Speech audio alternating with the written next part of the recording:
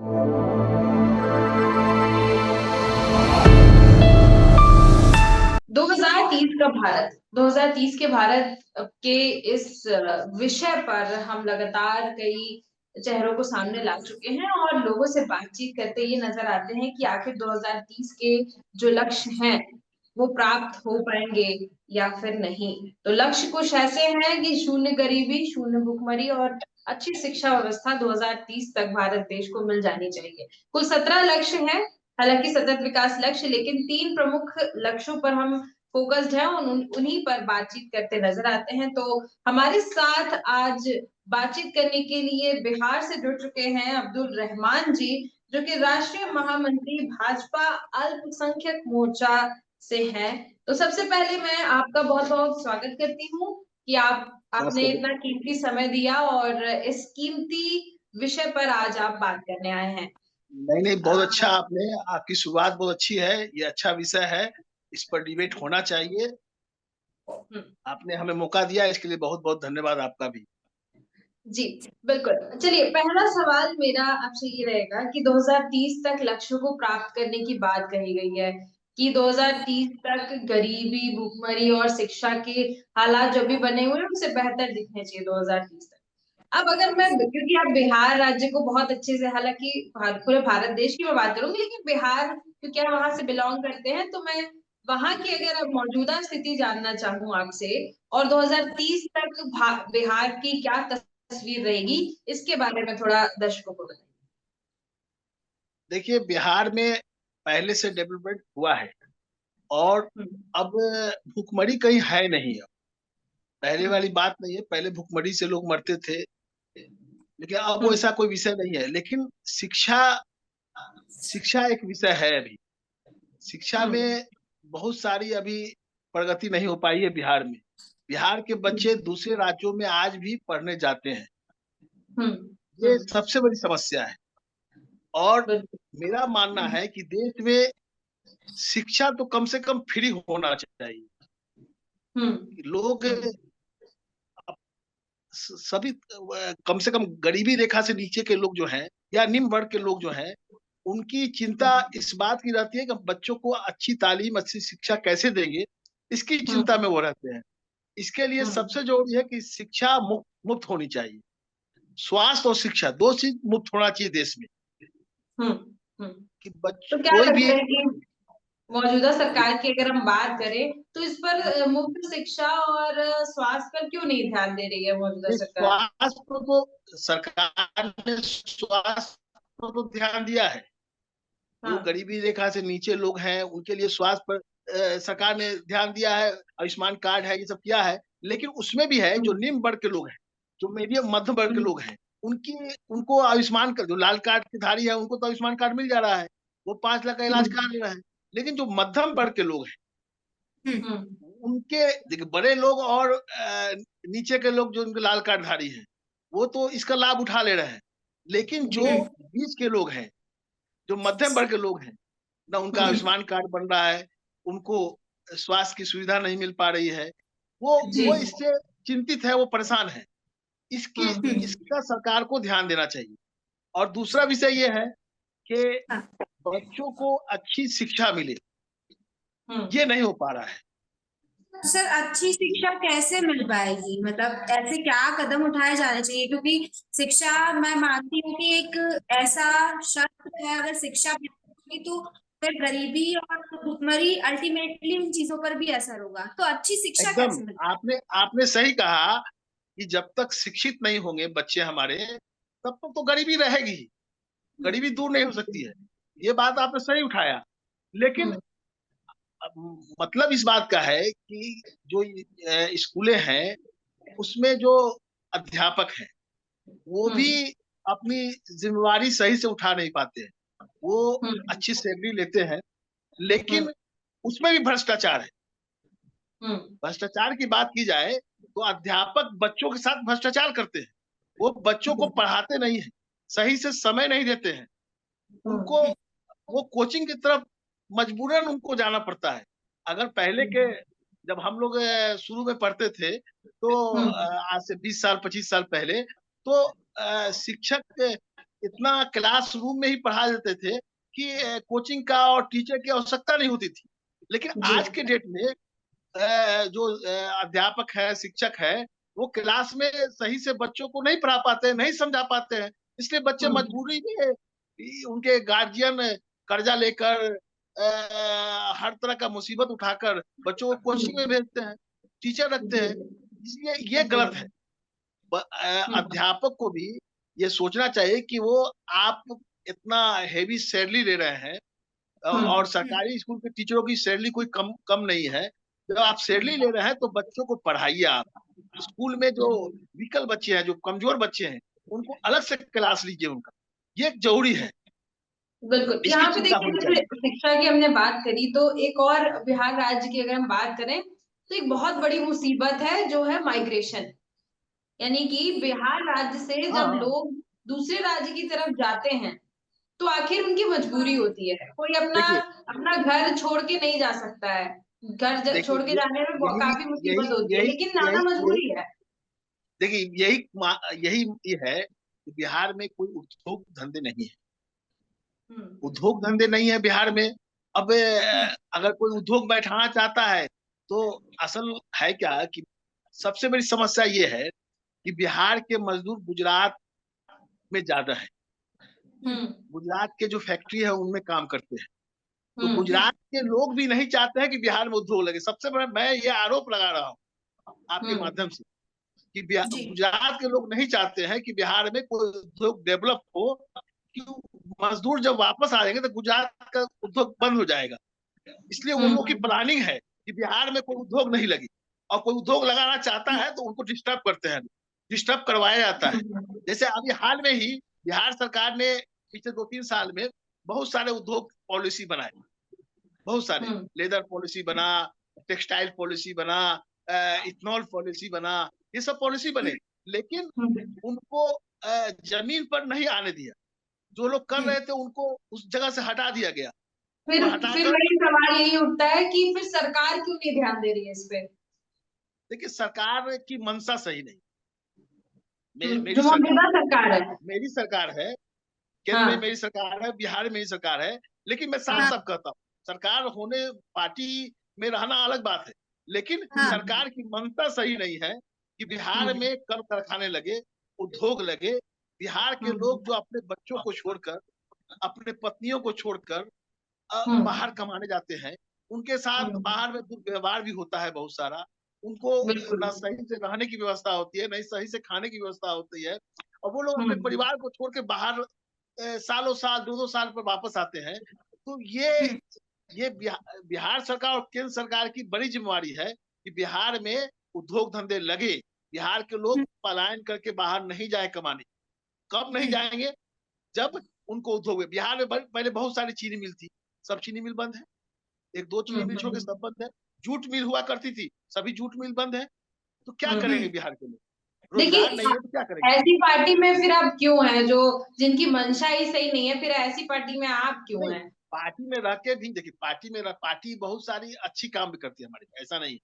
नरेंद्र हाँ। मोदी का विजन साफ है, विजन अच्छा है मोदी जी का, ऐसा नहीं है।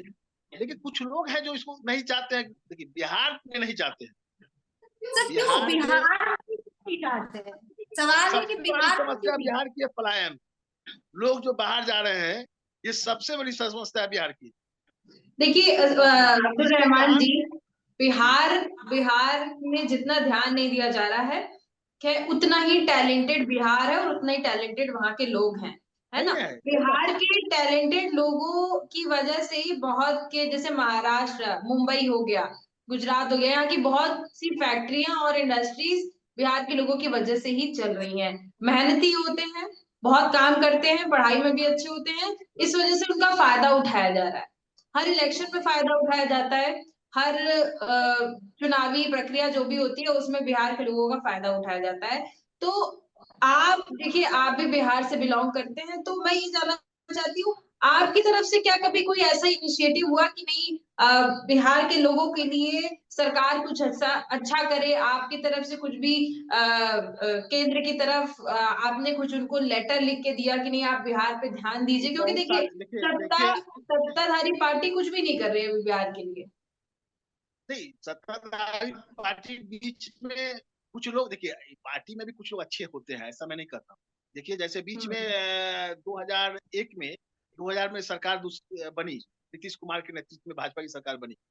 उसके नीतीश बाद कुमार जी को सिर्फ सीएम का पद चाहिए, उनको डेवलपमेंट थोड़ी नहीं करना है। नहीं मैं बात बता रहा हूँ, कुछ मंत्री उसमें बने, जैसे उद्योग मंत्री बने, उन्होंने प्रयास किया, तो 17 इथेनॉल फैक्ट्री बिहार में लगा, 17 इथेनॉल फैक्ट्री बिहार में लगा। लेकिन मैं ये बात कहने पर मजबूर हूँ कि केंद्र सरकार की मंशा नहीं थी कोटा, उसको इथेनॉल फैक्ट्री जो बैठता है, इथेनॉल फैक्ट्री में कोटा केंद्र सरकार, इथेनॉल केंद्र सरकार खरीदती है, लेकिन कोटा सही नहीं देने के कारण वो फैक्ट्री सही चल नहीं पा रही है। और सबसे बड़ी बात है कि और कुछ दिन बाद उस मंत्री को हटा दिया गया, सरकार भी खत्म हो गई, सरकार बदल सर गई, आप जिसके कारण डेवलप रुक गया। अच्छा सर, एक बात बताइए, आप केंद्र सरकार, मतलब आप खुद उस पार्टी से हैं और पार्टी के बारे में कह रहे हैं, बाद में आपको ऐसा तो नहीं कि आपने ऐसा क्यों बोला, ऐसा तो नहीं किया जाएगा? नहीं देखिए, पार्टी पार्टी से बड़ा देश है, पार्टी से बड़ा मेरा बिहार है। बिहार में डेवलप होगा, बिहार में कल कारखाने बैठेंगे, बिहार विकसित होगा, विकास होगा, तो उससे फायदा हमारा भी होगा, हमारे बच्चों का भी जी फायदा होगा और समाज के बच्चों का फायदा होगा। देखिए पार्टी कब बढ़ेगी, जब पार्टी में लोग जुड़ेंगे, कब, जब राज्य का विकास होगा। और बिहार में मैं मानता हूं कि बीजेपी बिहार में इसलिए नहीं आ पा रही है कि वहां पर वहां के जो नेता है, जो बीजेपी के या किसी पार्टी के नेता है, उनको विजन नहीं है काम करने का। वो सिर्फ भाषण दे रहे हैं, हम आरोप लगा दे दूसरे पर, वो दूसरे पर आरोप लगा दे, ये नहीं खोला, वो नहीं बनाया, इससे नहीं होगा। काम करना होगा, विकास सर करना होगा, लोगों के लिए कल कारखाना बैठाना होगा। आप कहीं से कीजिए, आखिर गुजरात में क्यों कल कारखाना बैठ जाता है, नए नए फैक्ट्री क्यों बैठ जाते हैं, उत्तर प्रदेश में क्यों फैक्ट्री नए नए बैठ जाते हैं, महाराष्ट्र में क्यों बन रहे हैं, साउथ में क्यों बैठ रहे हैं, और बिहार में क्यों नहीं बैठेगा? बिहार में क्या दिक्कत है? अब लॉ एंड ऑर्डर समस्या भी तो सही हो क्या गया है? है, बिहार बिहार में लॉ ऑर्डर भी सही हो गए हैं। में समस्या है। अगर आप कह रहे हैं, अभी आप कुछ समय पहले तक कह रहे थे कि केंद्र सरकार की मंशा नहीं है, अभी आप कह रहे हैं कि महाराष्ट्र में हो रहा है, गुजरात में हो रहा है, बाकी जगहों पर हो रहा है, तो फिर समस्या कहाँ है? बिहार की बिहार सरकार के में साथ सौतेला नहीं। व्यवहार है, बिहार के साथ सौतेला व्यवहार होता है, ये मैं बिल्कुल आज सही भी बात कह है। रहा हूँ, बराबर सौतेला व्यवहार बिहार के साथ हुआ है। आपने बिहार में जिस राज्य से और सबसे, देखिए एक बात सुनिए, जब बदन में अंग है पूरे शरीर में, तो अगर एक अंग, एक हाथ खराब हो जाए तो पूरा बदन खराब होता है, पूरा बदन डिस्टर्ब होता है। कहते हैं बिहार, अगर बिहार बंगाल डिस्टर्ब है, बिहार में अगर विकास नहीं हो, बिहार के लोग पलायन करके बाहर जा रहे हैं, जिस पलायन के कारण बिहार के बच्चों का भविष्य अंधकार में हो रहा है, बिहार के बच्चे को शिक्षा सही ढंग से नहीं मिलती, क्योंकि फादर नहीं रहते हैं। और यहाँ तक महिलाएं भी बाहर चली जा रही हैं काम करने, अपने बच्चों, छोटे छोटे बच्चों को छोड़कर। तो बच्चों को देखेगा कौन, कौन देखभाल करेगा, कौन उनकी शिक्षा की चिंता करेगा? तो ये सबसे बड़ी बिल्कुल समस्या है। तो सबसे बड़ी जोड़ी है कि बिहार का विकास होना चाहिए। बिहार विकास, रोड बन गए, नाली बन गए, सड़कें बन गई, बिजली ठीक हो गई, लेकिन उससे समस्या का हल नहीं होने वाला है।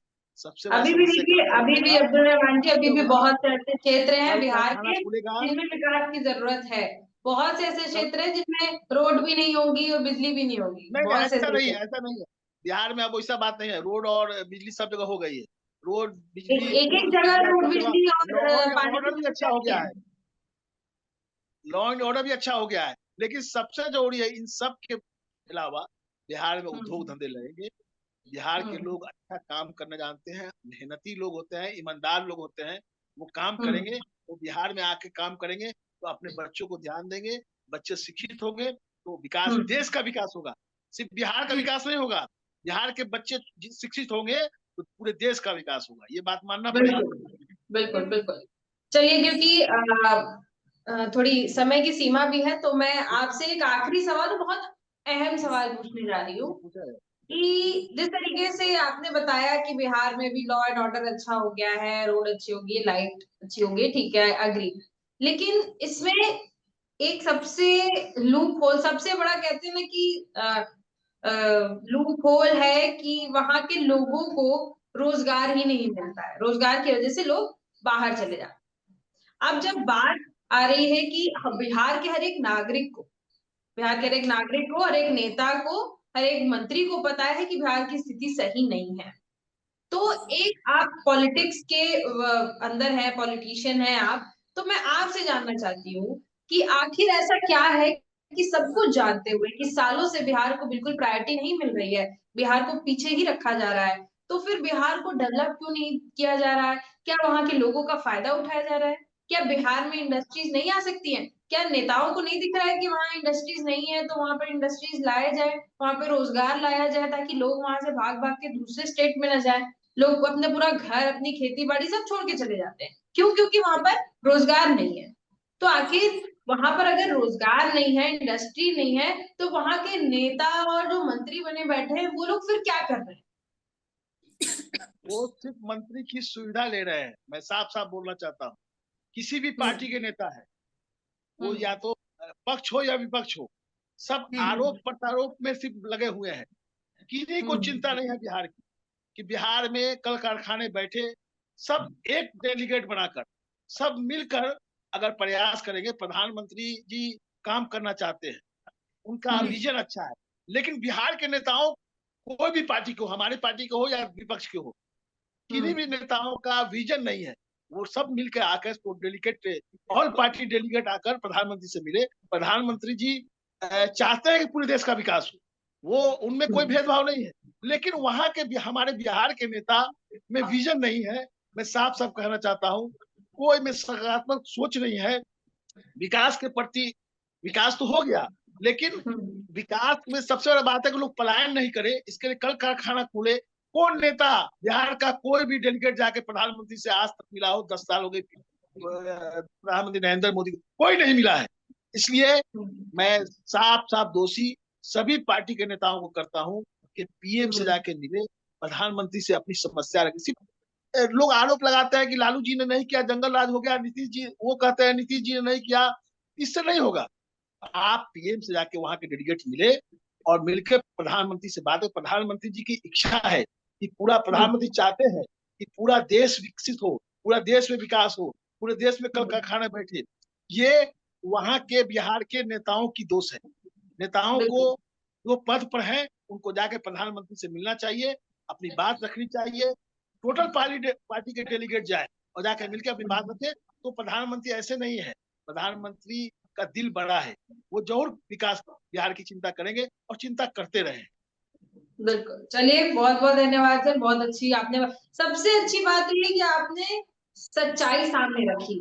आप सच्चाई है, कोई सच्चाई विजन नहीं सामने है किसी रखी। नेताओं में।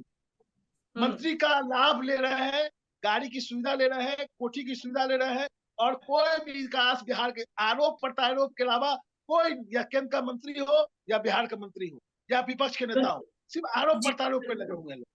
बिल्कुल आपने सही कहा, यहाँ पर आपने सबसे बड़ी बात सच्चाई रखी। एक नेता होते हुए सच्ची बात बोलना बहुत बड़ी बात है। बिहार का तो विकास आपने, हाँ, एक सही और सच्चा पक्ष जो है वो रखा दर्शकों के बीच में। दर्शक भी ये समझने की कोशिश करेंगे कि आखिर क्या स्थिति है, और हम उम्मीद करते हैं कि आप भी बिहार के विकास के लिए आगे बढ़ते रहें और कुछ न कुछ ऐसे कदम उठाते रहें जिससे आने वाले कुछ सालों में बिहार की तस्वीर हमको बदलती हुई दिखे। बहुत बहुत धन्यवाद। बहुत बहुत धन्यवाद।